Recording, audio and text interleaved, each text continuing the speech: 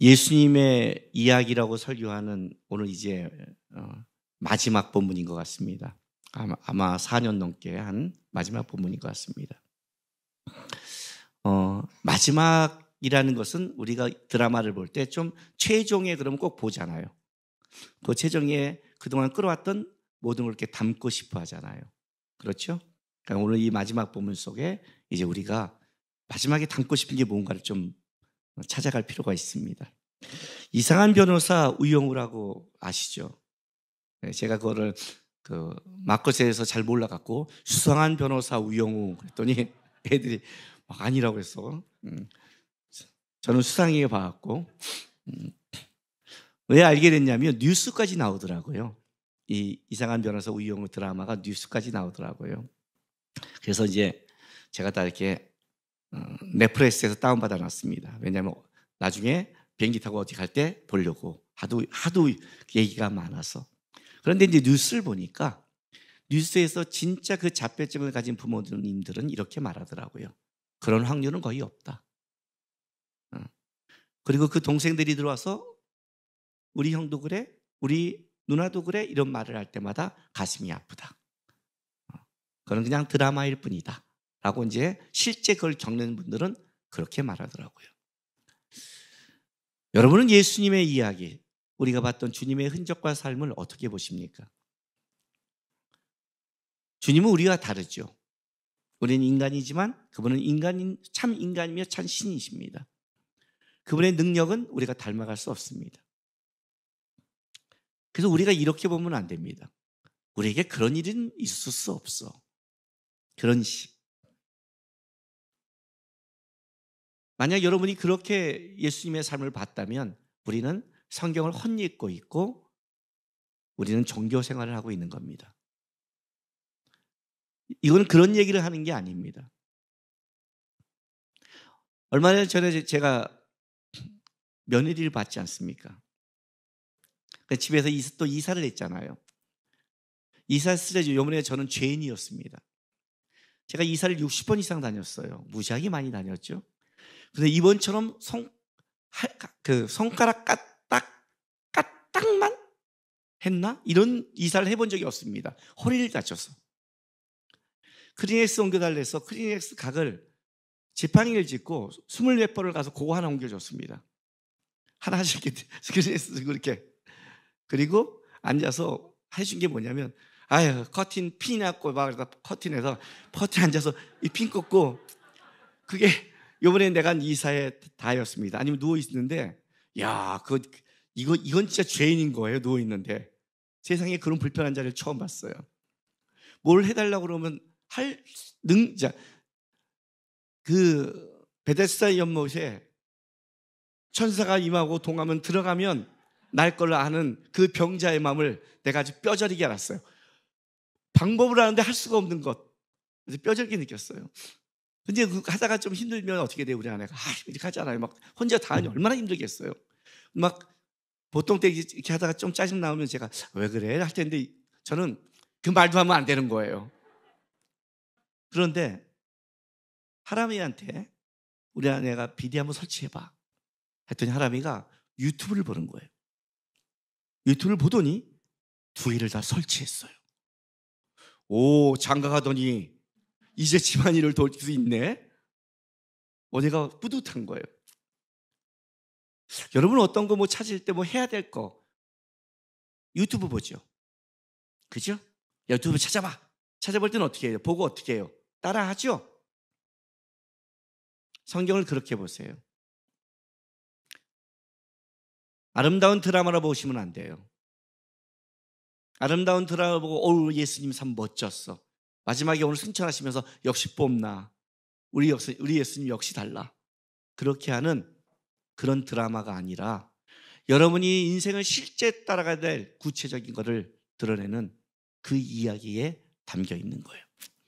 그러니까 성경을 보던 예배를 드리던 여러분은 뭘 하느냐? 여러분이 해야 될 거를 지금 보는 거예요. 그러니까 보는 게 달라요. 어떻게 다른 줄 아세요? 유튜브를 보는데 한번 쓱 보고 하지 않더라고요. 정확하게 보더라고요. 놓치면 다시 보더라고요. 설치하다 놓치면 다시 보고 다시 하고 그대로 설치하더라고요. 그러니까 되더라고요. 딱 성경 보는 방법이었어요. 내가 누워보니까 우리 하나미가 그 비대를 설치하는 게 성경 보는 거예요. 성경을 보고 안 되면 또 보고 안 되면 또 보고. 왜 그러지? 주의 말씀이 이런데 왜 안 되지? 그걸 찾아갔더니 따라가는 것처럼 딱 지가 진짜 해야 될 거라고 생각한 거를 하니까 그렇게 쉽게 넘어가지도 않고 제대로 계속 반복하며 결국 해내는 거예요. 우리는 드라마를 많이 봐요. 그게 성경이에요. 그래서 성경을 보는데 드라마처럼 보기 때문에 보긴 보는데 뭐예요? 멋지고 뽐나는데 나와 다른 이야기예요. 그러나 성경은 그렇게 보면 안 돼요. 주님께서 우리에게 얘기해 줄 때는 우리가 따라가고 실행해야 될 구체적인 유튜브처럼 반복해서 봐야 될 그 이야기라는 걸 아셔야 돼요. 오늘 이 마지막에 예수님에는요, 오늘 이 본문에는 예수님의 갖고 있는 모든 게 여태까지 함축되어 있어요. 봐요. 44절. 또 이르시되 내가 너희와 함께 있을 때 너희에게 말한 바 곧 모세의 율법과 선지자의 글과 시편의 나를 가리켜 기록된 모든 것이 이루어져야 하리라 한 말이 이것이라. 자, 모세의 율법, 선지자의 글, 시편, 성문서 이 세 개를 합쳐서 구약 성경이라고 합니다. 44절에 짤막하게 얘기한 것 같지만 이렇게 말하는 거예요. 구약에 있는 그 모든 것의 내용이 나를 가리킨 것이다. 이제 예수님이 부활하시고 승천을 앞두고 제자들에게 마지막으로 당부하신 말이에요. 마지막으로 당부하시면서 뭐라고 말하냐면 성경의 모든 말한 것이 나에게 말한 것이다 라는 것을 함축적으로 말씀하시고, 그리고 나서 46절 또 이르시되 이같이 그리스도가 고난을 받고 제3일에 죽은 자 가운데서 살아날 것과, 그죠? 이게 무슨 말이에요? 핵심. 성경의 모든 것이 나를 얘기하는데 핵심이 뭔 줄 아니? 메시아가 와서 십자가의 고난으로 죽을 것과 부활할 것. 이게 핵심이다. 그게 지금 이루어진 거다. 두 구절을 얘기했지만 두 구절 안에 모든 것이 함축되고 핵심을 딱 던져준 거예요. 제자들에게 마지막에 말해주는 거예요. 지금요. 이제 올라가시셔서 이제 올라가면 부활 후에 3일 후에 40일 동안 제자들 가르치는 그런 시간처럼 시간이 있는 게 아니에요. 이제 올라가시면 주님은 왕으로 오시고 심판주로 오실 그 주님이세요. 그 전에 주님이 해준 마지막 말이죠. 성경의 모든 말한 것. 이해가 됐어요? 청년들이 가끔 이런 말 하더라고요. 중고등학교 애들이. 목사님, 저 주님 알고 싶어요. 알아. 알면 되잖아. 어떻게 알면 되지 모르겠어요. 몰라?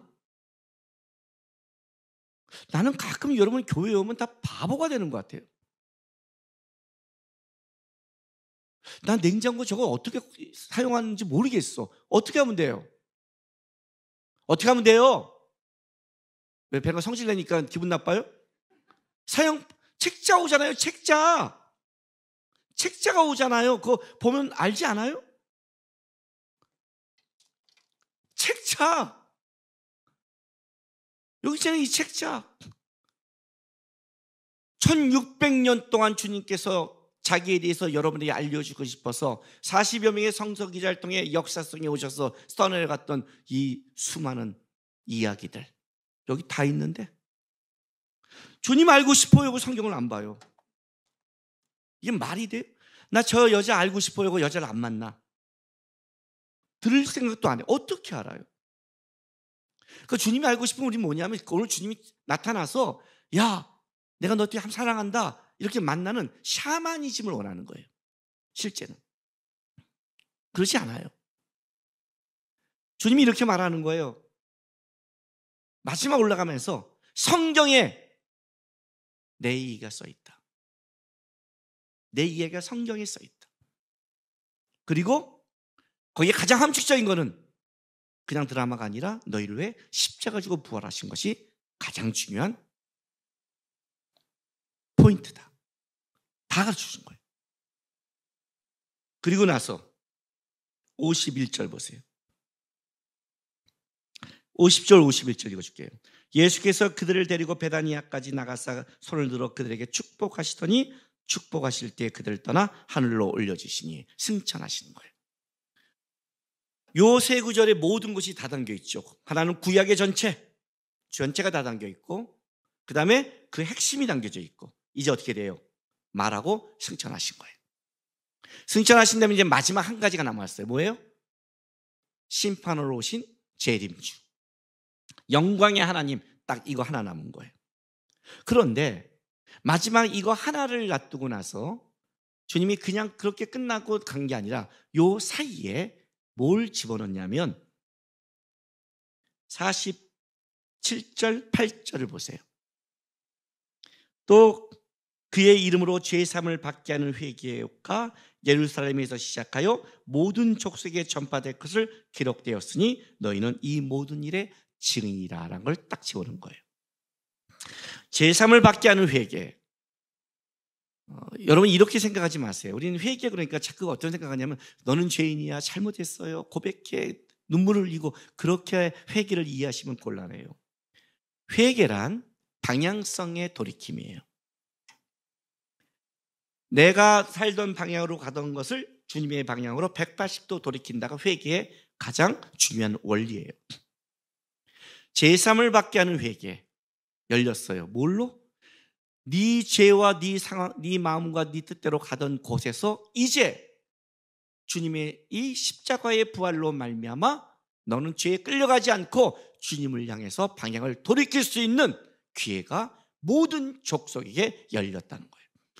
그러니까 우리 삶은 어디 가도 주님 앞에 설 수 있는 게 열린 거예요. 왜? 주님의 십자가의 부활로. 나는 내가 이런 많은 죄를 져서 주님 앞에 어떻게 나올지 모르겠어요. 교만이에요. 교만이에요. 그 죄는 안 된다는 거예요. 주님의 십자가와 부활은 모든 죄를 다 사하시고 돌이킬 수 있는 그 능력이라는 거예요. 그 우리의 삶 속에 언제든지 죄사함을 받게 하는 용서와 주님을 향해 방향을 돌이킬 수 있는 기회가 이제 열렸다예요. 죄로 끌려가지 않는다 너희는. 그게 유대인이 아니라 모든 족속에 열렸다. 이게 너희의 증인들이다. 증인이란 건 이거예요. 너가 보고 맛본 자들, 목격자. 베드로가 그랬잖아요. 그 예수님을 저주한 베드로가 주님 앞에 인생을 돌이키고 쫓을 수 있는 목격자고 증인 아니에요. 경험했잖아요. 쟤들이 다 도망갔잖아요. 경험했잖아요. 너희가 그거다. 주님이 너희에게 한 것처럼 이제 내가 다시 재림할 그때까지 너희가 바로 가서 여러분에게 죄로 끌려가지 않는 주님의 은혜가 있습니다. 돌이키면 됩니다. 그를 모든 사람에게 전파하는 증인의 삶을 살아가라. 거기는 우리에게 맡긴 거예요. 그래서 실제 오늘 이 예수님의 이야기는 끝이지만 끝이 아니에요. 어떤 끝이냐면 1막 끝이에요. 2막은 뭐냐면 사도행전이 시작돼요. 사도행전 1장 8절 한번 보세요.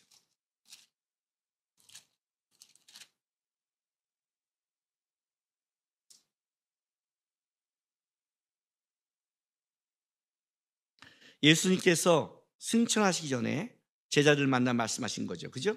1장 8절. 오직 성령이 너희에게 임하시면 너희가 권능을 받고 예루살렘과 온 유대와 사마리아와 땅끝까지 이르러 뭐가요? 내 증인이 되리라. 오늘 여기도 뭐라고 말하냐면 49절에 볼지어다 내가 내 아버지의 약속하신 것을 너희에게 보내니 너희가 위로부터 오는 능력을 입혀질 때까지 이 성에 머물라. 위로부터 오는 능력을. 그러니까 벌써 누가는 어떤 걸 알고 있냐면 예수님의 이야기 1막이 끝나는 거예요. 1막에 드러나는 주인공은 뭐예요? 예수예요. 2막은 어떻게 시작하느냐? 2막은 물론 겉모습은 사도들의 이야기예요. 그러나 여러분 사도들의 이야기지만 이건 예수님의 이야기예요. 사도들이 자기를 드러낸 이야기가 아니에요. 사도들을 통해 예수의 이야기가 드러나는 거예요. 예수님이 이제는 복음서에는 자기가 직접 자기를 드러냈지만 이제 자기가 승천한 이후에 재림할 그 단계까지는 사도행전을 통해 사도들을 통해서 누구를 드러내요? 예수를 드러내는 거예요. 그게 2막이에요. 3막은 사도행전 끝난 이후에 우리들이에요. 우리의 삶 또한 뭐예요? 예수를 드러내는 삶이죠. 제가 엊그저께 상담을 받았어요. 인생의 진로 때문에.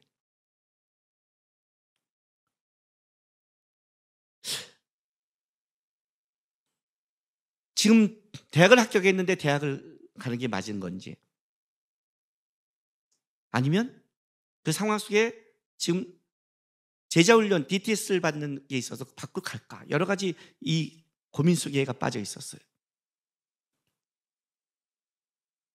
여태까지 제가 하나님 앞에 하나님 우선순위에 두신 것 같지 않다. 그러니까 이번에는 하나님께 좀 우선순위 두고 다시 그 다음에 이런 방향으로 대학을 갈 수 있으니까 갔으면 좋겠는데 상담이 왔어요. 그래서 제가 일단 하나를 잘랐어요. 왜? 교회에 오면 제자훈련 받으면 하나님께 우선순위를 두고 세상에 나가면 아니다, 이런 개념이 어디 있어요 도대체? 우리가 교회에 와서도 하나님께 우선순위를 잡는 자가 얼마나 많은데, 세상에 나가서 하나님 우선순위를 둔 자가 얼마나 많은데, 어떤 일이 하나님의 우선순위인 게 아니라고요. 우리의 삶 전체가 하나님께 우선순위를 두는 거예요.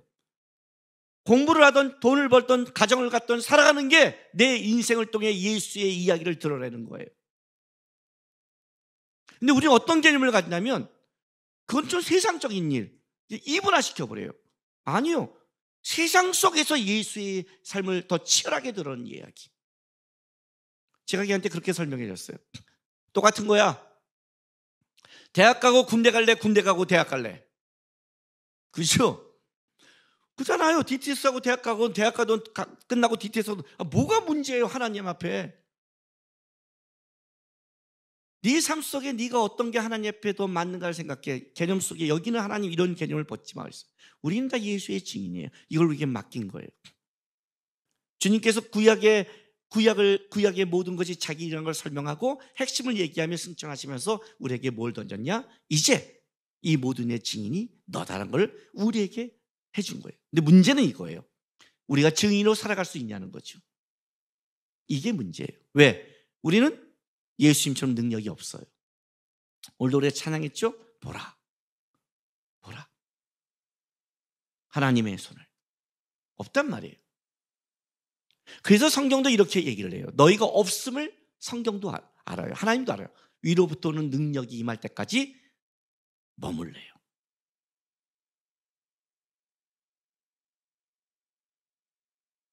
성령이 오실 때까지, 권능이 임할 때까지 움직이면 안 되는 거예요. 우리의 신앙의 무너짐은 여기 있어요. 권세와 권능은 우리에게 있는 게 아니에요. 여러분, 제가 제자훈련할 때 싫어하는 단어가 꼭 이렇게 말을 해요. 제가 싫어하는 단어 중에 여러 가지가 있지만 그 중에 하나가 영성이라는 단어예요. 전 영성이라는 단어는 기독교적 용어가 아니라고 봐요. 또 가깝지 않다는 거예요. 왜? 우리가 저 목사님 영성이 있어, 그럼 어떤 느낌이에요? 김남근 목사님 영성이 있어, 그럼 어떤 느낌이에요? 뭔가 이렇게 빛이 나갈 것 같지 않아요? 물론 저는 빛이 나가는 사람이지만 성경적이에요. 반사빛이에요. 전 직접 못 되니까. 영빨 있어, 뭔가 그런 게 보이잖아요. 영빨 있어 그러면 뭔가 이렇게 사람이 그렇게 보이잖아요. 뭔가 이렇게 딱 기대주면 날 것 같고 그러잖아요. 사람 중에 영빨이 있는 사람이 어디 있어요? 능력은 하나님밖에 없어요.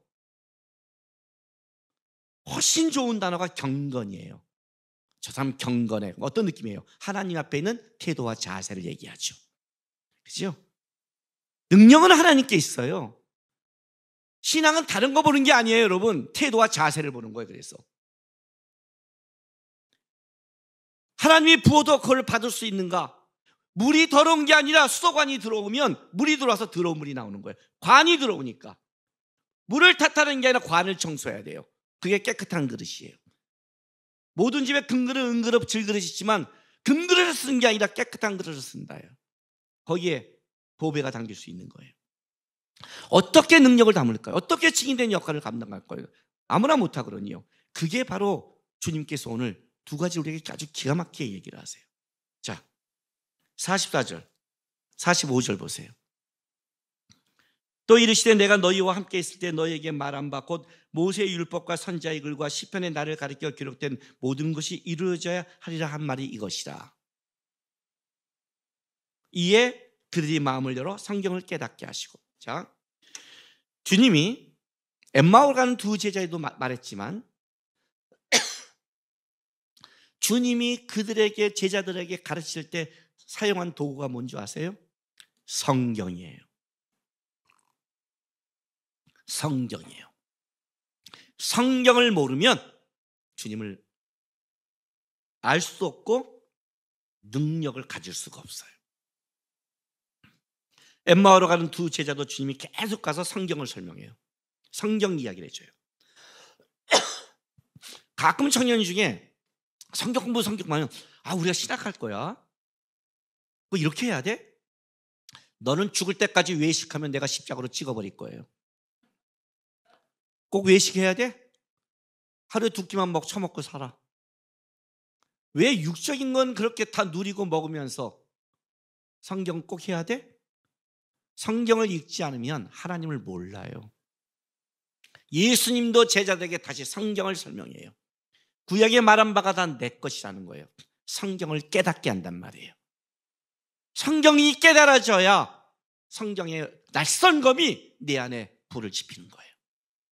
그런데 성경을 깨달으려면 전제가 있어요. 자, 45절 보세요. 이에 그들의 뭘 열어요? 마음을 열어요. 마음이 닫혀지면 성경은 깨닫지 못해요. 굳어지면. 그러니까 신앙생활에 여러분이 노력할 게 뭔지 알아요? 마음을 여는 싸움이에요. 마음을 여는 싸움. 예수님이 말해도 마음을 닫으면 가룟 유다가 예수의 말조차도 듣지 않아요. 말하잖아요. 천국의 씨앗이 뿌려져도 마음밭이 길바짝이고 돌짝밭이면 열매 맺을 수 없다. 열매를 맺어도 옥토도 30배, 60배, 100배 마음에 얼마큼 였냐에 따라 열매가 다르다. 그 마음을 유지하는 거예요. 그게 여러분의 싸움이에요. 세상으로부터 들은 거, 상처받은 거, 관점받는 거, 그거 붙잡으면 다 마음 놓쳐요. 주님의 마음을 놓친 자들은 다 자기가 빠진 자들이었어요. 왜 성경에 그렇게 경청하라 그런 말을 할까요? 너 거에 빠지지 말고 성경이 말하는 거에 귀를 기울이라는 거예요. 귀를 기울이지 않는 자는. 잠언을 보세요, 여러분. 지혜가 부르시지 않느냐? 문 밖에서, 문 위에서, 밖에서 어리석은 자는 듣지 않다가 바람에 나는 겨같이 날아간다고 그러지요. 그게 강팍하다 그런 거예요. 목이 곧은 백성이라는 거예요. 누가복음 보세요. 24장 32절 31절부터 읽어줄게요. 그들이 눈이 밝아 그인 줄 알아보더니 예수는 그들에게 보이지 아니하신지라. 그들이 서로 말하되 길에서 우리에게 말씀하시고 우리에게 성경을 풀어주실 때 우리 속에 마음이 뜨겁지 아니하냐. 왜요? 그들은 내려오면서 고민했어요. 예수님이 얘기하니까 당신은 그 유명한 얘기를 모릅니까? 라고 얘기했어요. 예수님이 성경을 설명할 때 그들은 성경에 귀를 열어 듣기 시작했어요. 귀를 열어 들었다는 걸 뭘로 증명하느냐? 예수님이 그냥 가려고 할 때 그를 붙잡아요. 예수를요. 우리가 더 있어달라고. 다른 말로 할까요? 설교 끝나고 나갔더니 목사님 내 방에서 성경 공부 좀 더 말해주세요. 절대 그러지는 마세요. 정말 허리는 아파요. 은혜 받은 사람 꼭 이렇게 말을 해요. 부흥회 갔을 때 저는 부흥회 설교를 1시간만 해도 2시간 하거든요. 2시간을 설교했는데 이렇게 말해요. 시간이 금방 갔어요. 그래요. 어떻게 2시간이 금방 가요? 근데 그게 있죠. 우리가 재밌는 영화 볼 때 우와 벌써 갔어? 예, 마음을 열어 들으니까. 마음을 열어 듣지 않으면 얼마나 힘들겠어요. 얼마나 있어요. 마크에서 갖고 와서 이렇게 앉아있다가 설교하면 중간에 설교할 때 제 설교는 이렇게 좀 이렇게 설명하면서 이렇게 가잖아요. 뒤에가 나오잖아요. 제 설교 중간에 놓치면 좀 헷갈리잖아요. 지가 이렇게 있다가 하면 중간에 쓱 나가는 놈이 있어요. 바보 같은 놈이에요. 차라리 내 설교는 끝에 오세요. 마음이 닫혀진 거예요. 닫혀지면 지옥이죠. 지금도 이 자리에 지옥이 있을걸요. 누가 지옥일까요? 닫혀지니까. 마음이 뜨겁지 않으냐. 어떻게 지금 내 마음을 열까요? 어떻게 할까요? 여러분, 누가는 아주 재미있게 성경을 기록했어요. 마무리를 보세요. 24장 52절 53절. 제가 52절 읽게 53절 다시 읽어보세요. 마무리를. 그들이 그에게 경배하고 큰 기쁨으로 예루살렘에 돌아가 하나님을 장소하니라. 그죠? 여기서 경배하다는 뜻은 엎드려 절하다, 예배하다니까 이제 승천하신 예수를 바라보면서 예배할 뿐, 내가 경배하고 엎드려 절할 뿐으로 인정한 거죠. 성전에서 늘 찬송하더래요. 누가복음 1장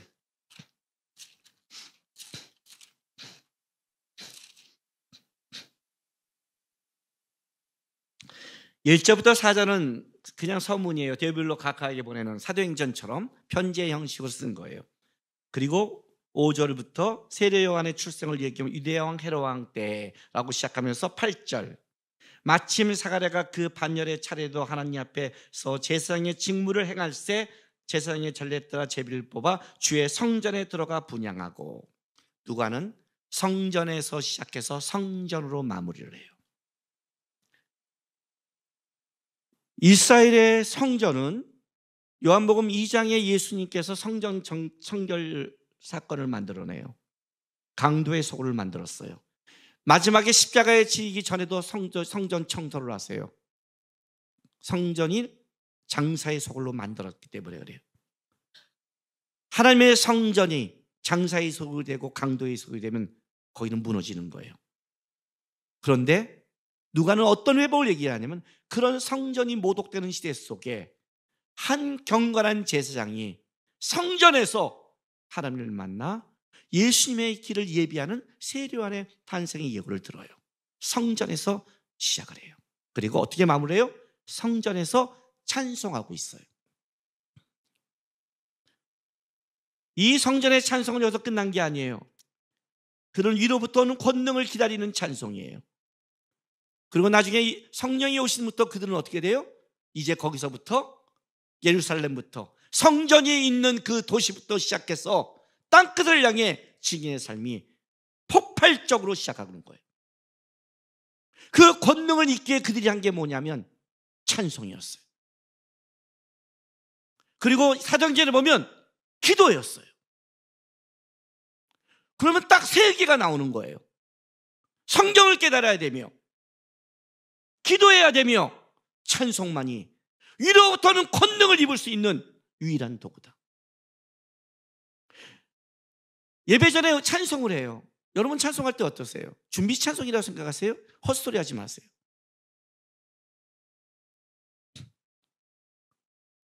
그럼 또 해야 돼요. 준비했으니까. 우리 소지정 예배 인도자가 이렇게 준비하더라고요. 저기 준비하다가 저는 되지도 않네요. 이런 거. 혓바닥 풀더라고요. 하다 이렇게 하세요. 이렇게 하라고요. 그게 준비예요. 우리는 실전이고요. 여기에 왜 제가 교회에서 찬송을 할 때 찬양한 다음에 나오지 않은 줄 아세요? 왜 제가 묵도송을 하고 찬송을 시작한 줄 아세요? 묵도를 한 순간 주님이 임재가 시작되는 거예요. 그게 부름이에요. 다 같이 묵상기도함으로 제가 시편의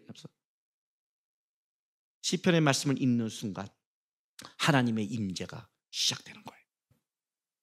그리고 그 찬송 속에 찬송을 불러요. 왜요? 마음을 열기 위해서.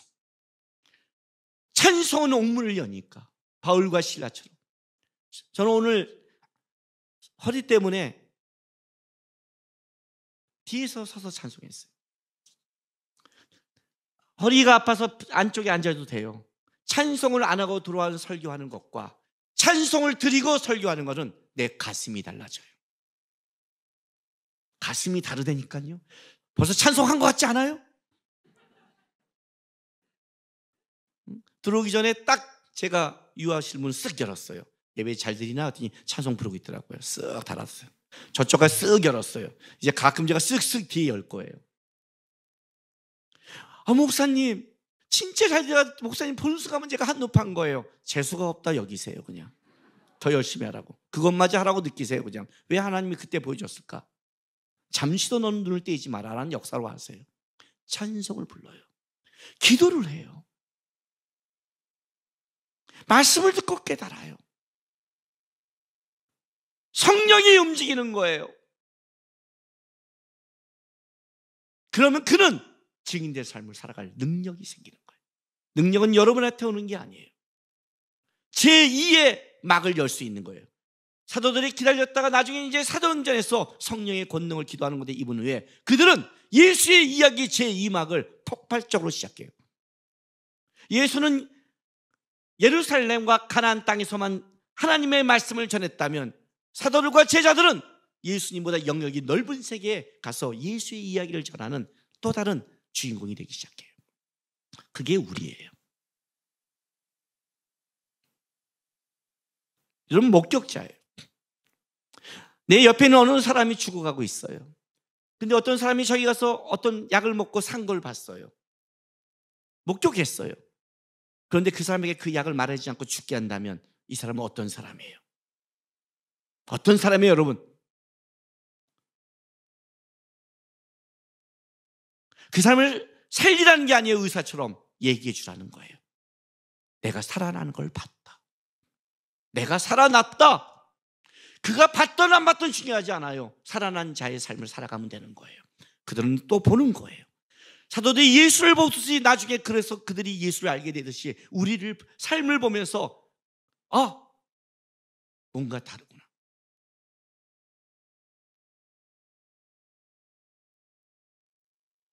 이번에 마커스에서 설교하면서 제 결혼 이야기 잠깐 했어요. 우리 아버님이 한 말, 남국인은 남국의 하나님이 도와, 이걸 고백했다고요. 우리 아버님이 하신 말이에요. 남국인은 남국의 하나님이 도와, 친척들에게. 그걸 목격하시고 우리 아버님이 결혼식장에서 양가 대표로 말씀하시는데, 전도사 결혼이니 얼마나 신학생과 얼마나 사람이 많았겠어요. 이 결혼식을 하나님께 영광 돌립니다 해서 모두가 장로님인 줄 알았잖아요. 무신론자인데. 근데 진짜였어요. 우리 아버님은 진짜 목격했어요. 그래서 돌아가시 전에 주님을 영접하신 거예요. 영접은 저는 시킬 자신은 없어요. 그러나 내가 예수님 앞에 변화됐다고 말할 수는 있어요. 그 증인이라고요. 그게 우리라고요. 여러분 어떻게 살아야 되는 줄 알아요? 우리는 릴레이하고 있는 거예요. 바톤 터치예요. 하나님이 사도에게 넘겼어요. 사도가 또 넘겨요. 자, 릴레이 해봤죠? 뛰어와요. 어떻게 서 있어야 돼요? 빳빳하게 서 있으니까 역전당하죠. 어떻게 해요? 발 그러지 않아요? 뛸 준비하잖아요? 그리고 손 이렇게 이러지 않아요? 눈은 누굴 봐요? 오는 사람만 바라보잖아요. 다른 데 봐요? 다른 데보다 바톤 놓치면 우리 다 돌 던질 텐데. 오는 사람만 바라봐요. 뛰어오는 사람만. 그리고 어떻게 해요? 집중해서 준비하다가 막 같이 뛰면서 자꾸 팍 뛰죠. 그러니까 뛰는 거예요. 그게 우리예요. 사도들은 예수만 바라봐요. 사도의 제자는 사도만 바라봐요. 우리는 앞에만 바라봐요. 우리 청년들은 저를 보는 거예요. 청년들은 그 다음을 보는 거예요. 우리 자식이 우리를 봐요. 뛰어야죠. 증인된 삶을 살아야죠. 그럼 우리 아이들이 보잖아요. 바톤을 넘겨야 되잖아요. 어떻게 할까요? 그래서 교회 오는 거예요. 그래서 말씀 보는 거예요. 그래서 찬송하는 거예요. 그래서 기도하는 거예요. 어떤 사람이 능력 있는 줄 아세요? 사람 중에 아무도 없어. 여러분이나 저나 똑같아요. 다른 게 하나 있으면 이거예요. 여러분보다 내가 성경을 많이 봤고, 여러분보다 내가 기도 많이 했고, 여러분보다 내가 찬송했고, 내가 여러분보다 하나님 앞에서 이 말씀을 갖고 따라간 삶에 이야기가 있기 때문에 말할 수밖에 없는 거예요. 누구도 역전 못해요. 목사라도 내가 지금 성경을 안 보고 기도를 하라고 찬송을 하면 저도 목사의 타이틀은 있지만 날아가는 거예요. 평신도라 할지라도 지금 하나님의 말씀을 보고 말씀이 어렵고 저는 깨닫지 못하고 어쩌고저쩌고 지식이 없고 헛소리 하지 마세요. 성령이 깨닫게 해요. 지금은 읽어놓는 거예요. 어느 날 성령이 깨닫게 하는 거예요. 어느 날 찬송 가운데 임하시는 거예요. 어느 날 기도 가운데 역사를 맛보는 거예요. 그걸 알기 때문에 주님 앞에 있는 거예요. 복음서의 제일 마지막은 이렇게 마무리했어요. 성전에서 하나님을 찬송하더라. 그들이 권능을 입었더라. 그들이 증인됐더라. 잊지 마세요. 우리는 지금 달려가지만 만약 내가 능력이 없다면 사도들이 한 것처럼 성전에서 하나님을 예배하고 찬송하며 기도하며 하나님 앞에 서 있으세요. 하나님을 붙잡으세요. 바라보세요. 어느 기간이 지났을 때 성령이 임하는 것처럼 지금도 살아계신 성령이 그를 향해 기도하고 간구하고 바라보는 자녀들을 외면치 않아요. 예수님이 약속했잖아요. 너희를 위해 보혜사 성령을 보내신다고. 도와주는 이가 있잖아요. 그 주님 붙잡고 가면 되잖아요. 그 주님 붙잡고 기도하고 찬송하고 바라면 되잖아요. 주님이 그러면 도와주겠다고 했잖아요. 한번 사도들이 버티고 기도해서 권능을 입은 것처럼 여러분들도 증인된 삶을 살기 위해 주님, 성전에 찬송하며 기도하며 주님 앞에 살아가겠습니다. 증인된 삶을 살아가도록 인도해 주십시오 하는 주님의 제자 되기 바랍니다. 우리 찬송 하나 합시다. 기도하기 전에. 우리가 아까 소지영 예배 인도자가 처음에 부른 곡입니다. 주님이여 이 손을 꼭 잡고 가소서. 약하고 피곤한 이 몸을 폭풍 흑암 속 해치사 빛으로 손잡고 날 인도하소서. 손 잡으십시오. 기도로 잡고 찬양으로 잡고 말씀으로 손을 잡고 따라가면 우리를 잡으신 이가 끌어가실 겁니다. 찬송하겠습니다.